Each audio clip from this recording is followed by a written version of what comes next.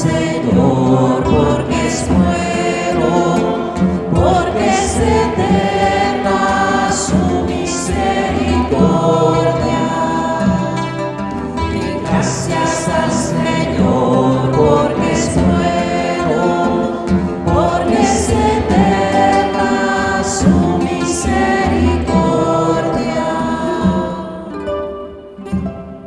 El Señor esté con ustedes. Lectura del Santo Evangelio según San Marcos.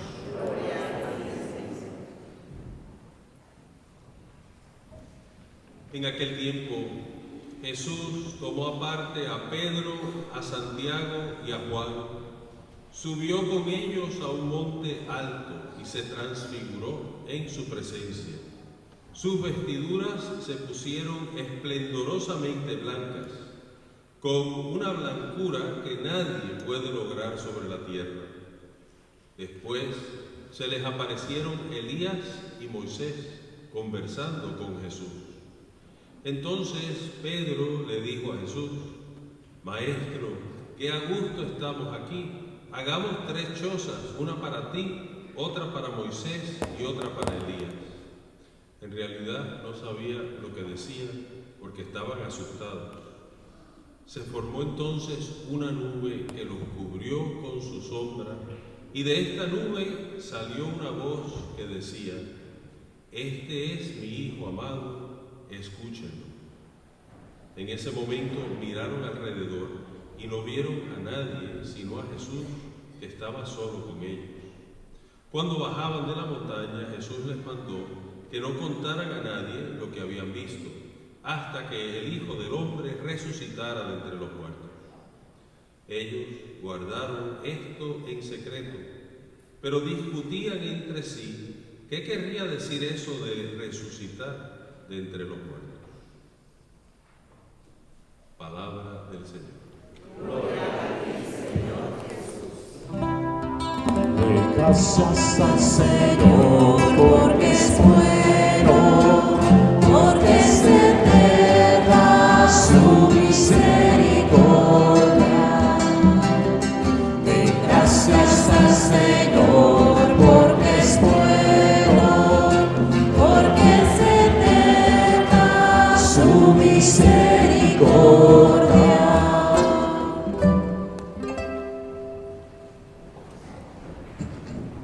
Mis hermanos y hermanas en el Señor, aquí estamos en el segundo domingo de la Cuaresma. Continuamos nuestra jornada cuaresmal. El domingo pasado el diácono Jesse nos predicó y se asombraba que el Evangelio de las Tentaciones era tan cortito, porque era el Evangelio de San Marcos y había unos cuantos versículos. Fue un resumen de las tentaciones de Jesús, no como los otros sinópticos que incluyen un poquito más. Los otros sinópticos serían Mateo y Lucas. Pero hoy no tenemos esa sorpresa. Hoy el Evangelio es extenso, es largo. Marcos no lo hace cortito. Y es una buena pregunta el que se hace la pregunta: ¿y por qué hoy es tan largo este segundo Evangelio de la Cuaresma? Y hay una razón. Recuérdense que Marcos no era apóstol. Marcos vino más tarde, era discípulo de San Pedro. De hecho, que el Evangelio de San Marcos a veces se conoce como el Evangelio de San Pedro, porque San Pedro es la fuente de ese Evangelio. Y San Pedro estaba en la montaña de la Transfiguración, o sea que es el relato de San Pedro de lo que pasó en la Transfiguración. Y hoy es largo, casi que tenemos un poquito de la personalidad de San Pedro, porque como que está un poquito ridículo el pobre Pedro, que estaba asustado. Dice: Señor, si estamos lo más bien aquí, hagamos 3 chozas, una para ti, una para Elías y una para Moisés. Obviamente no guardó ese detalle, se lo contó a Marcos. A lo mejor le dijo: mira qué tonto yo y diciendo esas cosas a Jesús, porque él le tenía que decir eso, porque estaba tan nervioso que no sabía qué decir. Así que es un relato interesante y nos ayuda a entender un poquito por qué este relato de la Transfiguración, que siempre lo usamos el segundo domingo de Cuaresma. Es un relato porque la Transfiguración que viene de dos palabras en latín, que quiere decir transformarse, cambiar de apariencia. Jesús cambia de apariencia, pero tiene una razón, y de hecho que tenemos otra fiesta en el año que celebramos la Transfiguración el 6 de agosto. Imagino que nuestros hermanos salvadoreños conocen bien esa fiesta porque es la fiesta nacional, así que el 6 de agosto es la Transfiguración de Jesús, la celebramos 2 veces en el año. Así que obviamente la Transfiguración tiene una importancia en la liturgia de la iglesia. Yo pensaba en el contexto de las lecturas de hoy, que vivimos en una sociedad donde hemos tenido la experiencia de que nos han citado algo que dijimos mal, no lo dijeron bien, o nos citaron fuera de contexto. Eso pasa mucho. Cuando yo estaba en el seminario, por ejemplo, en el seminario, cuando pasa algo en la iglesia, los canales de televisión, los canales de radio, los periódicos tienden a ir al seminario. Nosotros siempre que venía alguien de la prensa, pues teníamos que llamar al arzobispo porque nosotros no estamos en gerencia, estamos en venta, ¿no? Y el arzobispo, en cierta manera, representamos al arzobispo, hay que pedir permiso, pero la razón es válida, porque es que hay veces que uno dice algo y después ven el periódico lo que escribieron y dice, yo no dije eso, ¿no? Entonces, a veces nos citan y nos citan fuera de contexto. Yo sí dije eso, pero tenían que oír lo que dije antes y lo que dije después. Eso pasa mucho, es lo que le llaman aquí los americanos un soundbite. Los soundbites venden porque es una línea, una frase, y eso es lo que ponen en la prensa. Y yo pienso que cuando leemos la palabra de Dios hay algo similar a eso. Hay veces que es muy bueno ver qué vino antes y qué vino después. Y hoy tenemos este pasaje de la Transfiguración. Yo en mi preparación estaba mirando qué pasó antes de la Transfiguración y qué pasó después. Una bonita manera de leer la Biblia. Todos debemos estar leyendo la Biblia frecuentemente. ¿Y qué pasó antes? Lo que pasó antes es que Jesús empezó a hablarle a sus discípulos, a sus apóstoles, que iba a ir a Jerusalén, que ahí lo iban a rechazar, que lo iban a juzgar, que lo iban a matar, que al tercer día iba a resucitar.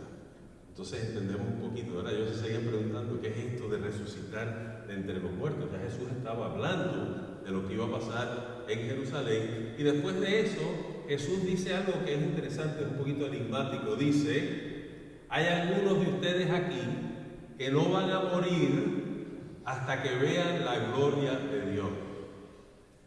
Y la comunidad cristiana primitiva interpretó esas palabras de Jesús como que la segunda venida estaba inminente, que Jesús iba a regresar pronto. Ya estos primeros cristianos, ya Jesús había resucitado. Y esa fue la interpretación de esas palabras. Pero obviamente el Papa Benedicto XVI en sus escritos, él decía, no, eso no se refería a la segunda venida, sino que se refería a que algunos de los que estaban allí iban a ver la gloria de Dios en la transfiguración. Eso es lo que se estaba refiriendo, porque la transfiguración ocurre inmediatamente después que Jesús les habla así. Así que esta escena de la transfiguración es muy importante porque Jesús les está hablando de su pasión, y para que los discípulos pudieran soportar lo que iba a pasar el Viernes Santo, era importante que vieran quién era en realidad este hombre, que este no era un hombre normal, que era un hombre sobrenatural, que era el Hijo de Dios, que podía ver la gloria de Dios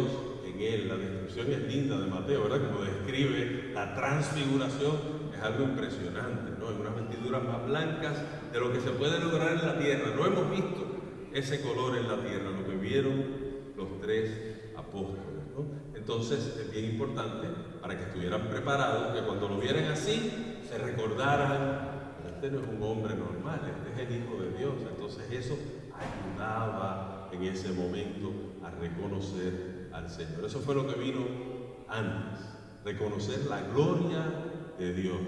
Importante. ¿Qué vino después? Eso es interesante. Si leemos lo que vino después, es que los apóstoles empezaron a discutir quién era el más importante. Esa era la discusión que tenían. Tuvieron una pelea para ver quién era el más importante. Y en mi meditación yo estaba pensando, ¿quién habrá empezado la pelea? ¿Quién habrá empezado la discusión? Alguien la tiene que haber empezado, ¿no? Y yo pensaba, bueno, están Pedro, Santiago y Juan. ¿Quién falta? Andrés, pobrecito Andrés. Andrés es el que falta, porque Andrés era el hermano de Pedro. Y Andrés, de hecho, que en las tradiciones ortodoxas y en los ritos orientales católicos, San Andrés es más importante que Pedro. San Andrés fue el primero que llamó al Señor. Pedro vino a Jesús por Andrés. Entonces Andrés lo dejaron fuera, no sabemos por qué. Algún día, si llegamos al cielo, le preguntaremos por qué te dejaron fuera de la transfiguración. No sabemos, pero lo dejaron fuera. Y yo me imagino que ni Pedro, ni Santiago, ni Juan empezaron esa discusión. Si vieron la gloria de Dios, que van a estar peleando por tonterías, ¿verdad? Pero los otros 9, a saber. Entonces quizás uno de esos empezó la discusión de quién era el más grande, y obviamente Jesús los reprende, les dice que eso no va a ser así con ellos, ¿verdad? Pero fíjense, esas son los dos lados, al lado de esa narración de la transfiguración y cómo empatamos la cuaresma en todo esto. Pues obviamente la cuaresma nos está diciendo, lo primero que tenemos que reconocer, quién es este hombre que va a padecer, va a morir y va a resucitar. Eso es lo que nos estamos preparando. La cuaresma es una preparación para la Semana Mayor, para la Semana Santa, para poder vivir los misterios de nuestra redención. Y el otro extremo es que no podemos entrar en discusiones tonterías, que la cuaresma no es un tiempo para estar viendo cosas superficiales. Por eso la iglesia vacía todo, cubre las imágenes. Queremos concentrarnos en lo que realmente es parte de la fe que tenemos. Entonces, la transfiguración nos ayuda muchísimo en eso, porque el que ha visto la gloria de Dios no necesita más nada. Entonces la transfiguración nos recuerda que tenemos que estar enfocados en la gloria de Dios. Y ahí pues la cuaresma nos define. ¿Cómo vemos la gloria de Dios? Lo que nos mandaron a hacer el miércoles de ceniza. Tener más caridad, apreciar más a las personas que tenemos a nuestro alrededor. No hundir a nadie, ayudarlos a subirlos, ayudarlos a Dios. De esa manera vemos la gloria de Dios manifestada a través de nuestras obras. Rezar más. La cuaresma es un tiempo de más oración. Entonces en la oración debemos estar viendo la gloria de Dios. La misa es un momento privilegiado para ver la gloria de Dios. Cuando en unos minutos yo voy a consagrar ese pan y ese vino, al levantar ese pan, esa hostia sagrada, ese es un momento de transfiguración, es ver la gloria de Dios en la Eucaristía que se nos revela. Y es el evento más importante que existe en todo el día de hoy en este vecindario. Si la gente entendiera eso, aquí no habría cabida para nadie, no habría espacio, no habría gente fuera tratando. Tendríamos que poner televisores fuera para que la gente pueda ver lo que está pasando aquí adentro, ¿no? O sea que esa es la realidad, eso es lo que creemos. Y toda liturgia, todo momento de oración es una oportunidad de contemplar la gloria de Dios. Fíjense que en la misa es muy importante porque a veces como celebrante yo pienso, uno puede estar en una misa y no rezar ni una vez. Eso es triste, ¿verdad? Que podemos estar aquí físicamente presentes y mi mente está en otro lado. No estoy rezando. Entonces tenemos que entender que no rezamos en la misa. Rezamos la misa. ¿Ven la diferencia?